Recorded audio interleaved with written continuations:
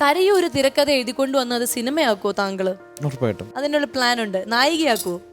അല്ല, ക്യാരക്ടർ അത് ഞാൻ ഒരിക്കലും നമുക്ക് പറയാൻ പറ്റില്ല. അല്ല, അതിനുള്ളൊരു സാധ്യത ഞാൻ കാണുന്നു. അതിനുള്ള സാധ്യത തുടക്കത്തിലേ കണ്ടു. തുടക്കത്തിലേ ഈ വഴിയെ വേറെ സാധ്യതകൾ ഞാൻ ഇട്ട് തരുന്നതായിരിക്കും. ഈ ചേട്ടൻ ആരെങ്കിലും സംവിധായകൻ ബേസിലിന്റെ ഒരു ഛായ ഉണ്ടെന്ന് എപ്പോഴും പറഞ്ഞിട്ടുണ്ടോ? ഇഷ്ടംപോലെ ഇഷ്ടംപോലെ പറഞ്ഞിട്ടുണ്ട്. ഞാനിപ്പോ പെട്ടെന്ന് വന്നപ്പോ എനിക്കത് തോന്നി. അന്ന് കണ്ടപ്പോ പക്ഷെ എനിക്ക് അങ്ങനെ തോന്നിയില്ല. പക്ഷെ ഇപ്പൊ അത് നന്നായി തോന്നുന്നു. അങ്ങനെ പറഞ്ഞിട്ടുണ്ട്. ആൻഡ് ഞാൻ പറയട്ടെ, ഈ ഒരു ഇൻഡസ്ട്രിയിലേക്ക് വന്നത് ഏത് ഏജിലായിരുന്നു? അപ്പൊ ചെറുപ്പം മുതലേ ഒരു സംവിധായകനാവണം എന്ന് ആഗ്രഹം ഉണ്ടായിരുന്നോ? ഒരു +2 ഒക്കെ ആയിരുന്ന സമയത്ത് തന്നെ എനിക്ക് സംവിധാനം, സിനിമ ഭയങ്കര ഇഷ്ടമായിരുന്നു. സംവിധായകനാവണം എന്നുള്ളൊരു ഇതായി. അപ്പോൾ ഞാനത് എൻ്റെ വീട്ടുകാരോടും അതേപോലെ റിലേറ്റീവ്സിനോടും പറഞ്ഞപ്പോൾ ആദ്യം നീ ഒരു പ്രൊഫഷണൽ കോഴ്സ് ചെയ്യാൻ പറഞ്ഞു. അങ്ങനെ ഞാൻ എഞ്ചിനീയറിംഗിൽ പോയി. എഞ്ചിനീയറിംഗ് കഴിഞ്ഞ് അല്ല, ആ സമയത്തൊരു 2007 2008 ആ കാലഘട്ടത്തിൽ ഒരു പ്രൊഫഷണൽ കോഴ്സ് എന്ന് പറഞ്ഞു കഴിഞ്ഞാൽ എല്ലാവർക്കും എഞ്ചിനീയറിംഗ് ആണ് ആ സമയത്ത്. പിന്നെ കുറച്ചും കൂടിയും ഈ പറഞ്ഞ പോലെ സിനിമയിൽ നമുക്ക് എന്താവും എന്ന് പറയാൻ പറ്റില്ല. അപ്പോൾ അതില്ലെങ്കിൽ നമുക്കൊരു സേഫ് ആയിട്ടുള്ളൊരു ജോബ് എന്നുള്ള രീതിയിലാണ് അങ്ങനെ വന്നു. പിന്നെ എഞ്ചിനീയറിംഗ് കഴിഞ്ഞ് ഞാൻ ഫസ്റ്റ് വർക്ക് ചെയ്യുന്നത് ശ്രീകാന്ത് മുരളി എന്നുണ്ട്. ശ്രീകാന്ത് ഏട്ടൻ്റെ അസിസ്റ്റന്റ് ഡയറക്ടറായിട്ട് ആർട്ട് ഫിലിംസിലാണ് ഞാൻ വരുന്നത്. അത് കഴിഞ്ഞിട്ട് പിന്നെ രഞ്ജിത്ത് ശങ്കർ, ജിത്തു ജോസഫ്, അങ്ങനെ പിന്നെ കുറെ ഡയറക്ടേഴ്സിൻ്റെ ഒപ്പം വർക്ക് ചെയ്യാൻ പറ്റി. അപ്പോൾ എല്ലാവർക്കും അറിയാവുന്ന ഒരു കാര്യമായിരിക്കും. എന്നാലും ആ ഒരു വിഷയം മാത്രം നമ്മൾ എത്ര കേട്ടാലും നമുക്ക് പിന്നെ പിന്നെ കേൾക്കാൻ തോന്നും. അത്ര മനോഹരമായ ഒരു വിഷയമാണത്, പ്രണയം. അതന്നെ, ഞങ്ങൾക്ക് കേൾക്കുന്നവർക്ക് ഭയങ്കര ഇഷ്ടമാണ് ഈ പ്രണയത്തെ കുറിച്ച് കേൾക്കാനും അതിന്റെ വിശേഷം അറിയാൻ. അപ്പൊ നിങ്ങളുടെ ലവ് മാരേജ് ആയിരുന്നു എന്നുള്ളത് എല്ലാവർക്കും അറിയായിരുന്നു. എവിടെ വെച്ച്, എങ്ങനെ തുടങ്ങി, ആരാണ് ആദ്യം ഇഷ്ടം പറഞ്ഞത്?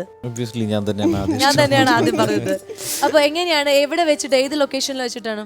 ലൊക്കേഷനിലല്ല, ഞാൻ ഫസ്റ്റ് സരയുനെ കാണുന്ന, ഞാൻ വർക്ക് ചെയ്ത പുണ്യാള നഗർ ബത്തീസ് എന്ന് പറഞ്ഞ സിനിമയുടെ 100ാം ദിവസം ആഘോഷിക്കുന്ന 100ാം ദിവസം സെലിബ്രേഷൻ ഞാനും വന്നിരുന്നല്ലോ. മാഷെ, നിങ്ങൾ അല്ല, അതിന് നല്ല പച്ച ചുരിദാറൊക്കെ ഇട്ട് വന്നിട്ടുണ്ടായിരുന്നു. അല്ല, അതിന് കാരണം രചനയിച്ച, കാരണം ആ സിനിമയിൽ രചനയിച്ച് അഭിനയിച്ചിട്ടുണ്ട്.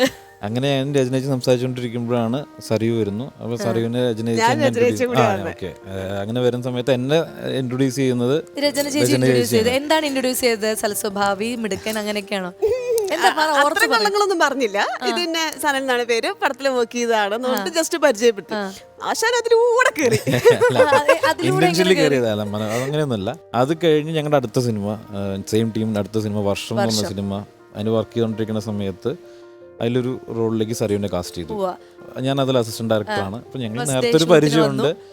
അങ്ങനെ ഞങ്ങൾ കമ്പനിയായി. അത് കഴിഞ്ഞ് ഞാനൊരു ഷോർട്ട് ഫിലിം ചെയ്തിട്ടുണ്ടായിരുന്നു. അപ്പൊ അതിൽ കുറെ പേരുടെ ബൈറ്റ്സ് വേണമായിരുന്നു, കുറെ ആൾക്കാരുടെ ബൈറ്റ്സ് വേണമായിരുന്നു. അല്ല, അതിലൊരു ഷോർട്ട് ഫിലിമിൽ വരുന്നൊരു കണ്ടന്റ് ആണ്. അതിൽ അജു ഒക്കെ ആയിരുന്നു ആദ്യം ചെയ്തെന്ന്. അപ്പൊ അത് കഴിഞ്ഞ് ഞാൻ സരയുവിൻ്റെ അടുത്ത്, എനിക്ക് അറിയാവുന്ന ഒരു ആർട്ടിസ്റ്റുകളുടെ സരയുമായിരുന്നു, ഞാൻ വിളിച്ചു. അങ്ങനെ തരാമെന്ന് പറഞ്ഞു. ഞങ്ങൾ ചെന്നു. പിന്നെ ഈ പറഞ്ഞ മാതിരി നമ്പർ മേടിച്ച് വിളിക്കാൻ തുടങ്ങി. അങ്ങനെയല്ല, ആക്ച്വലി വർഷം ചെയ്യുന്ന സമയത്ത് വർഷം ചെയ്യുന്ന സമയത്ത് ഞാൻ അമൃതയിൽ തന്നെ ഒരു പ്രോഗ്രാം ചെയ്യുന്നുണ്ട്. അപ്പം ഇവർ തന്ന ഡേറ്റ്സ് ഫുൾ നമുക്ക് ചെയ്യാൻ പറ്റാത്ത രീതിയിലാണ്. അപ്പൊ നമ്മൾ ഈ ഡേറ്റ്സ് അറിയാനായിട്ട് എപ്പോഴും വിളിക്കുക അസിസ്റ്റന്റ് ഡയറക്ടേഴ്സിനാണല്ലോ സോപ്പിട. അങ്ങനെ ഞാൻ വിളിച്ചു, അങ്ങനെ ഡേറ്റ്സ് ഇന്നാണ്, ഇതൊന്നും അഡ്ജസ്റ്റ് ചെയ്ത് കിട്ടും, ഇതൊന്നും മാറ്റി കിട്ടുമോ എന്നൊക്കെ ചോദിക്കാൻ വേണ്ടിട്ട് അങ്ങനെ സംസാരിച്ചാണ് വർഷത്തിൽ ചോദിക്കുന്നതുകൊണ്ട് നോന്ന് പറയാനും പറ്റില്ല. ചിലപ്പോ രഞ്ജി ചേട്ടനെ തന്നെ ഞാനല്ല ചാർട്ട് ചെയ്യുന്ന അസോസിയേറ്റ് ഡയറക്ടർ, ഞാൻ അതിൽ അസിസ്റ്റന്റ് ഡയറക്ടറാ. അല്ല, അപ്പൊ നമുക്ക് ഇവിടുത്തെ സ്റ്റാറ്റസ് എനിക്ക് സരയുവിൻ്റെ അടുത്ത് പറയാന്നുള്ളത് പറ്റുള്ളൂ. ഞങ്ങൾ അങ്ങനെ പറഞ്ഞു കൊടുക്കും. പിന്നെ കമ്പനിയായി. അപ്പൊ എന്നിട്ട് പിന്നെ ഇഷ്ടം എപ്പോൾ തുറന്നു പറഞ്ഞു? പിന്നെ അത് കഴിഞ്ഞ് ഞങ്ങൾ നല്ല ഫ്രണ്ട്സായി. അപ്പൊ എനിക്ക് സിനിമ, ഞാൻ എപ്പോഴും സിനിമ കാണും. അപ്പൊ സരയും സിനിമ കാണാൻ ഇഷ്ടമാണ്. അപ്പൊ അങ്ങനെ സരയുവിന്റെ ഗ്യാങ്ങിലേക്ക് ഞാൻ കയറി, ഒരു ഫ്രണ്ട് സർക്കിളിലേക്ക് ഞാൻ കയറി. ഡെയിലി കാണുന്ന ഒരു രീതിയിലായി. ഈ റൊമാൻറ്റിക് ആയിട്ടാണോ ഇഷ്ടം പറഞ്ഞത്? അത് സ്ട്രേറ്റ് ആയിട്ട് അത് എനിക്ക് കുട്ടി മെസ്സേജിലൂടെ പറഞ്ഞു. മെസ്സേജിലൂടെ അത് നല്ല സ്നേഹത്തോടെയാണോ? വേറെ എന്തോ ഒരു ചാറ്റിൽ ഇവരുടെ കല്യാണം കഴിഞ്ഞു. ഞാൻ മറുപടി എപ്പോ കിട്ടി? ഒരു 2-3 ദിവസം എടുത്തു. ആദ്യം ഞാൻ വിചാരിച്ചു ഇതോടുകൂടി തീർന്നു എന്ന് വിചാരിച്ചു, ഇതോടുകൂടി ഫ്രണ്ട്ഷിപ്പ് തീർന്നു എന്ന് വിചാരിച്ചു. പക്ഷെ തീർന്നില്ല. അപ്പൊ പിന്നെ സോഫ്റ്റ് ആയിട്ട് സംസാരിച്ച് ഇങ്ങനെ നോക്കാം, ആലോചിക്കാം, പറയാം. പിന്നെ ഞാൻ എൻ്റെതായിട്ടുള്ളൊരു പ്രഷർ കൊടുക്കുമല്ലോ. അപ്പൊ അങ്ങനെ പ്രഷർ കൊടുത്ത് ഒരു കുറച്ച് ടൈം എടുത്തു. ഒരു 2-3 ദിവസം കഴിഞ്ഞപ്പോൾ എനിക്ക് മനസ്സിലായി ഓക്കെ ആണ്. എന്നാ ഒരു ഇങ്ങനെ നിൽക്കുകയാണെന്ന് കയ്യാല. വീട്ടുകാരൊക്കെ ഓക്കെ ആയിരുന്നു രണ്ടുപേരുടെയും? വേറെ എതിർപ്പൊന്നും ഉണ്ടായിരുന്നില്ല? എന്റെ വീട്ടുകാർക്ക് ഷോക്കിംഗ് ആയിരുന്നു ആക്ച്വലി. ഞാനൊരു പെൺകുട്ടിയെ അതും സരീവിനെ സരീവിന് എന്ത് പറ്റി എന്നുള്ളൊരു ചെറിയ ഷോക്ക് ഉണ്ടായിരുന്നു. വേറൊന്നും ഉണ്ടായിരുന്നില്ല. എന്താ വീട്ടില് വിളിക്കുക?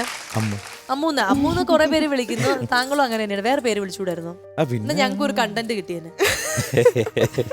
ദേഷ്യം വരുമ്പോ എന്താ വിളിക്കുക? അങ്ങനെയൊന്നും വിളിക്കില്ല, ചീത്ത വിളിക്കുന്നുണ്ട്. ദേഷ്യപ്പെടുന്ന ഒരാളാണോ? കണ്ടിട്ട് അങ്ങനെ തോന്നുന്നില്ല. ദേഷ്യം വരാറുണ്ടോ? കുറവാണ്. സരീവിന് ഭയങ്കര ദേഷ്യ. പിണങ്ങിയ നിങ്ങൾ ആരാണ് കോംപ്രമൈസിന് ഒരു ഇനിഷ്യേറ്റീവ് ആദ്യം എടുക്കുന്നത്? ഞാനായിരിക്കും. തോന്നി, മുഖത്ത് എഴുതി വെച്ചിട്ടുണ്ട്. അതുകൊണ്ടാണ് ഞാൻ ആ ചോദ്യം ചോദിച്ചത്. അല്ല, അത് പിന്നെ ഞങ്ങൾ പിണങ്ങി കഴിഞ്ഞ് ഞാൻ അങ്ങോട്ട് കോംപ്രമൈസ് ചെയ്താണ് സരീവിന് ഇഷ്ടം. അപ്പൊ അതെനിക്കിഷ്ടമാണ്. ആ ഇഷ്ടം കാണാൻ ഇഷ്ടം അങ്ങനെയൊക്കെ.